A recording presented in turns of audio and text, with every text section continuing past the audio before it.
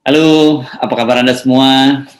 Mudah-mudahan tetap semangat, tetap sehat seperti biasa karena saya akan ajak Anda untuk melakukan survei ini bersama dengan Bung Rocky Gerung. Itu ya Bung Rocky Gerung ya. Soal apa nih? Nah, kan ini ada soal yang seru, tapi kemarin lewat ketimpa bom Makassar, ketimpa penyerbuan perempuan yang menerobos ke Mabes Polri. Ini keputusan pemerintah tentang ditolaknya KLB Muldoko untuk disahkan oleh Kumham gitu. Dan hari ini saya membaca permintaan dari staf KSP Alih Muhtar Ngabalin jangan minta Presiden memecat Pak Muldoko. Nah, ini kan menarik kalau kita bikin surveinya di sini. Setuju atau tidak gitu? Saya setuju aja karena yang mau disurvei kan soal KLB-nya kan. Jadi itu soal KLB itu kedunguan luar biasa. Jadi memang selalu ada semacam postscriptum gitu, catatan akhir tentang kasus ini. Kasus yang sebetulnya bukan kasus hukum, ini kan kasus moral tuh. Jadi sebetulnya nggak perlu juga dilapor-laporin ke Menhukam kan. Jadi kasus moral itu kan justru harus melalui pengadilan publik, bukan pengadilan negara tuh.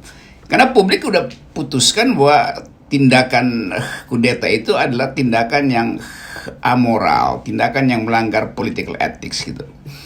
Tapi kemudian negara bilang ya nanti kita putuskan melalui hukum negara. Jadi negara sebetulnya mau mengambil alih problem moral menjadi problem legal. Sehingga kalau negara mengatakan kami putuskan untuk tidak menerima KLB, jadi seolah-olah negara hebat gitu kan. Padahal dari awal publik nggak peduli lagi mau negara putuskan nggak putuskan karena publik udah putuskan sendiri tuh. Jadi kalau dibilang Muldoko sebaiknya jangan mundur, yo iya tentu aja kalau negara menginginkan dia tidak mundur. Padahal publik bilang enggak, dia sebenarnya udah mundur. Jadi Muldoko mundur atau tidak, fakta moralnya publik tidak lagi percaya pada Muldoko. Jadi nggak ada gunanya sebetulnya saudara siapa itu yang meminta supaya Muldoko jangan mundur. Ya dia sendirian doang tuh. Jadi kalau disurvei udah 100% setuju. Setuju dengan kedunguan si peminta, si pengusul supaya Muldoko jangan mundur. Karena dia nggak paham bahwa survei publik itu adalah survei etika tuh. Dan beberapa orang kan masih menganggap ya ini sesuatu yang belum selesai karena kan kalau kita baca putusan dari Menhukam itu dinyatakan bahwa ditolak pendaftarannya atau legalisasinya karena dokumennya belum lengkap. Loh ini bukan urusan dokumen, itu mah urusan hukum. Kalau dokumen ini urusan etika tuh. Nah, kalau dokumen belum lengkap bisa satu waktu nanti disusulin lengkapnya tuh, lalu diterima lagi kan.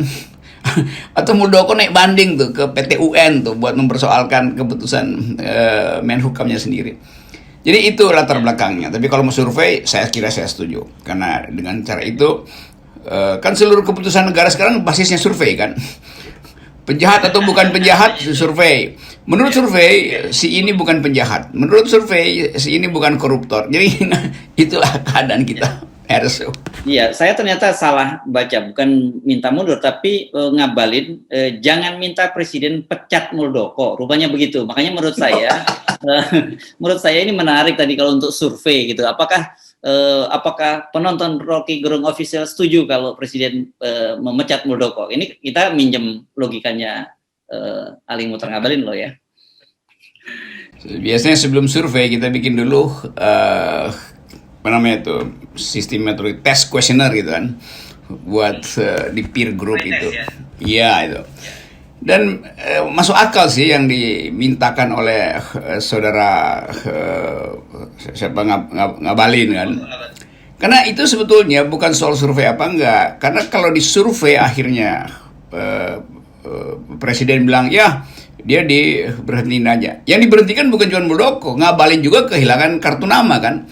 Kan itu kalau kehilangan kartu nama itu artinya kehilangan amplop gaji segala macam.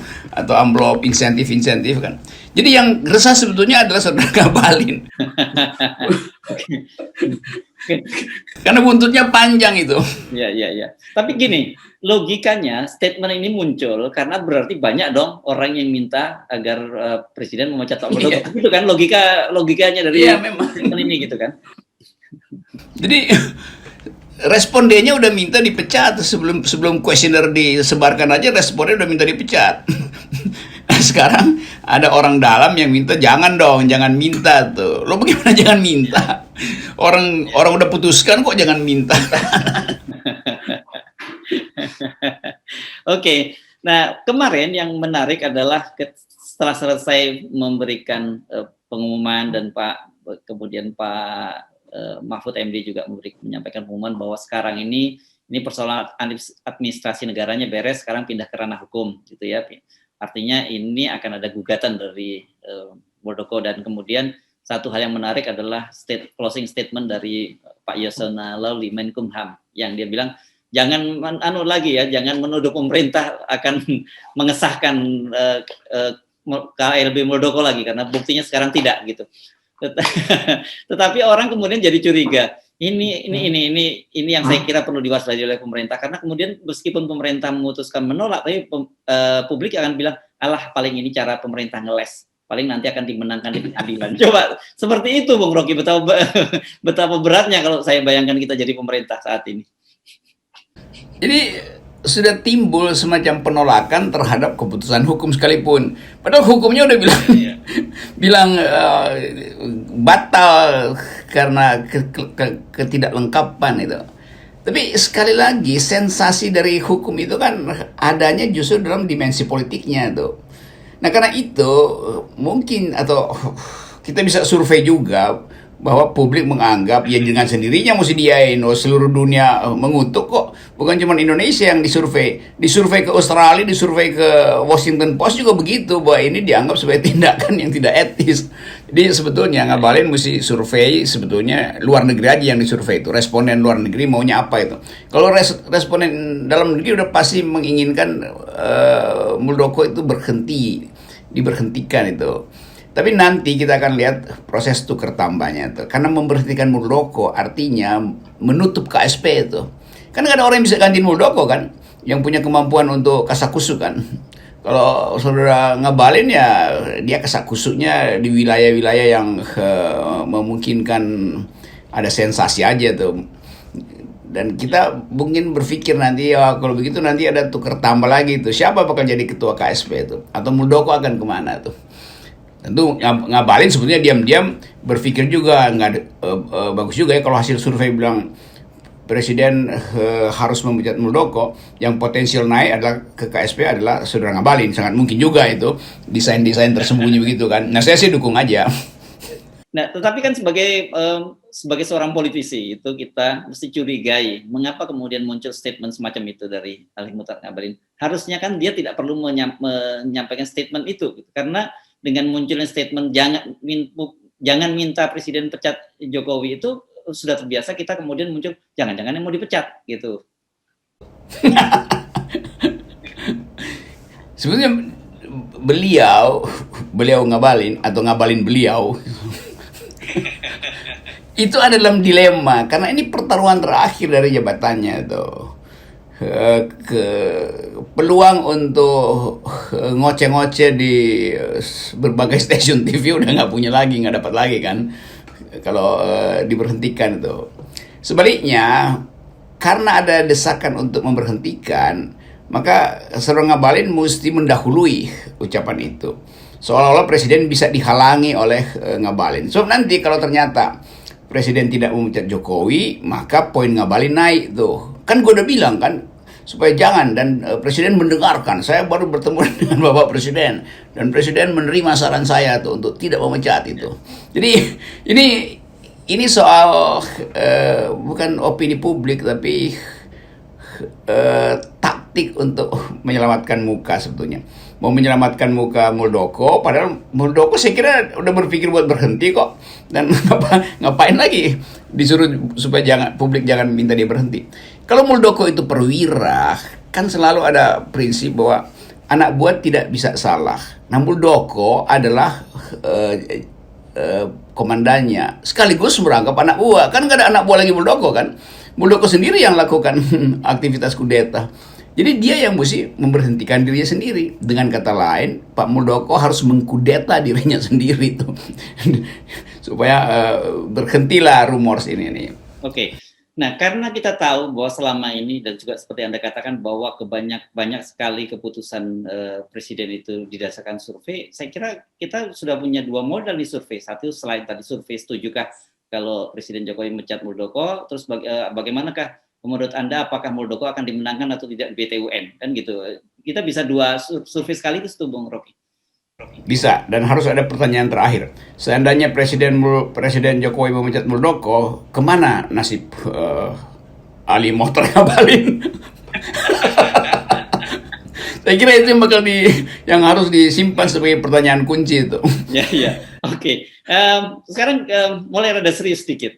Anda melihat dengan keputusan pemerintah menolak mengesahkan KLB tadi itu apa artinya? Karena orang juga melihat ini jangan-jangan kemudian ada deal tertentu ini dengan Pak Jokowi dengan SBY atau dengan Ibu Megawati, karena kita orang melihat bahwa bagaimanapun meskipun dia menterinya Yasona Lawli itu dia lebih tunduk kepada Ibu Mega karena dengan Pak Jokowi kan sama-sama dengan petugas partai gitu.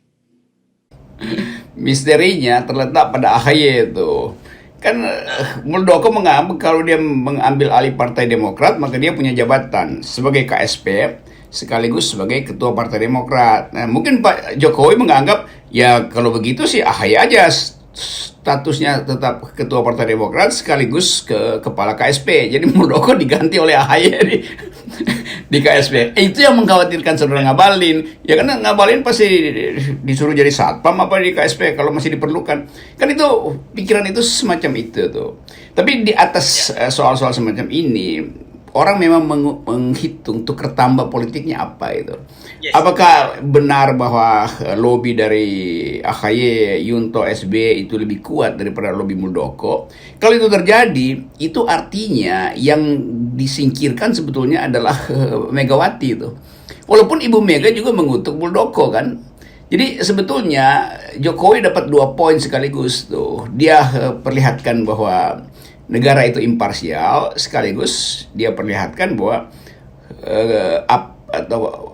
sebetulnya politik proksi dengan SBY berjalan.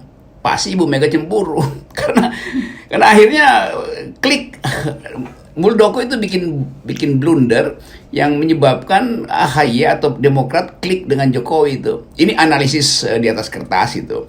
Dan dalam segitiga itu Ibu Mega yang tersingkir sebetulnya tuh. Oke. Nah, ini kan menjadi menarik kalau kemudian kita sejak awal kita melihat bahwa pengambil alihan dari Muldoko ini kan merupakan persiapan tahun 2024. Kemudian kita juga melihat ada persoalan 3 periode dan Ibu Mega yang keras menolak gitu. Nah, kalau kemudian tapi mengingat masa lalu Bu Mega dengan Pak SBY itu kayaknya agak berat kalau kemudian SBY membentuk aliansi gitu menentang 3 periode bersama dengan Ibu Mega.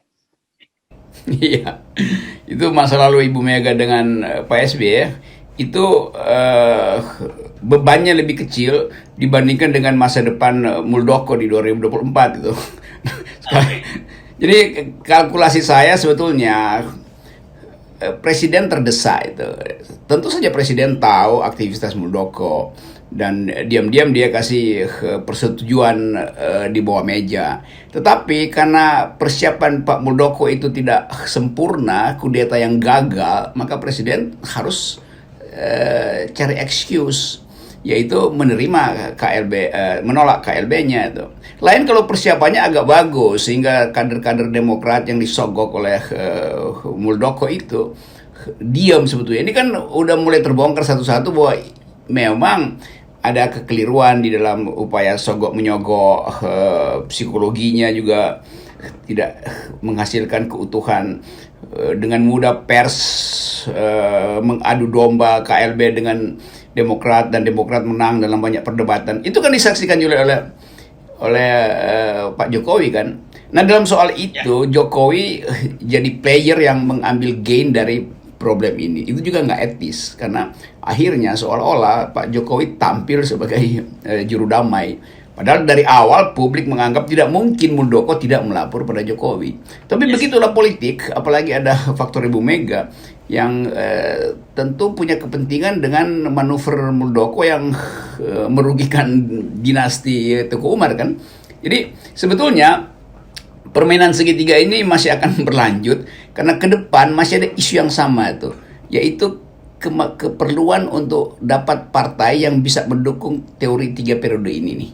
Jadi orang bertanya apakah nanti Demokrat akan mendukung 3 periode? Nah itu ke question rasa. Itu juga sebetulnya bisa kita survei, tapi tidak melalui Ngabalin. Ya, oke. Saya tahu biasanya Anda itu kalau menjawab lebih senang terbuka, jadi questioner, jadi jawaban terbuka bukan questioner tertutup. Tapi kali ini untuk pertanyaan tadi, apakah setuju bila Presiden Jokowi memecat Muldoko? Saran saya lebih baik dalam amplop tertutup saja, Bung Rocky.